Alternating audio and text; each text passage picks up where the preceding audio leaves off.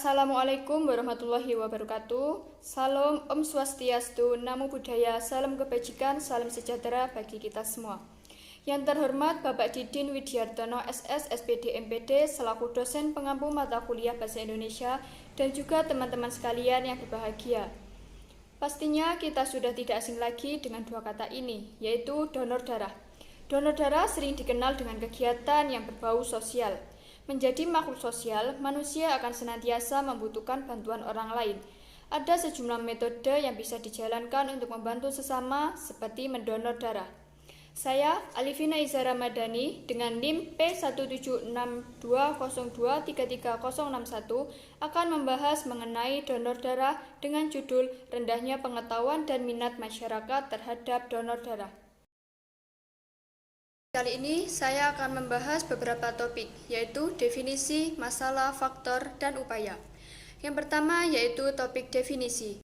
Definisi dari darah itu sendiri ialah produk obat terapeutik yang perlu ditangani, dikumpulkan, diangkut, dan disimpan sesuai dengan sistem manajemen mutu unit penyediaan darah. Pernyataan dari Handayani memberitahukan bahwa tindakan memberikan darah kepada mereka yang membutuhkan dikenal sebagai donor darah. Selain pembahasan mengenai darah dan donor darah, terdapat juga pembahasan mengenai pengetahuan. Pengetahuan sendiri dibedakan menjadi tiga, yaitu pengetahuan dasar dengan definisi, pengetahuan yang dibagi kepada kategori pengetahuan keterangan dan terminologi.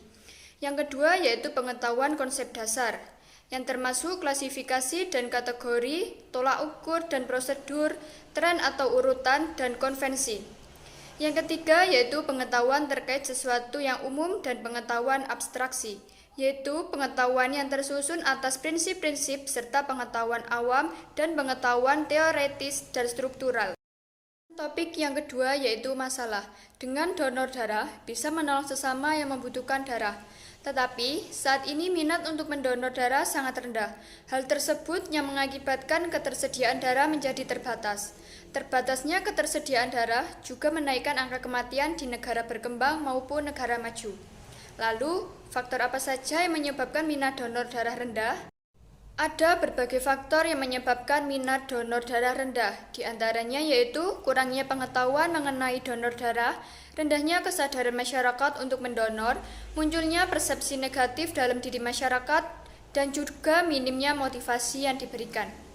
Takut sakit akibat mengambil darah dengan jarum suntik, takut kehilangan darah dan juga anemia, takut tertular penyakit melalui donor darah, merasa kurang sehat untuk mendonorkan darah, dan merasa tidak sehat untuk mendonorkan darah. Hal-hal tersebutlah yang menyebabkan masyarakat enggan untuk mendonor.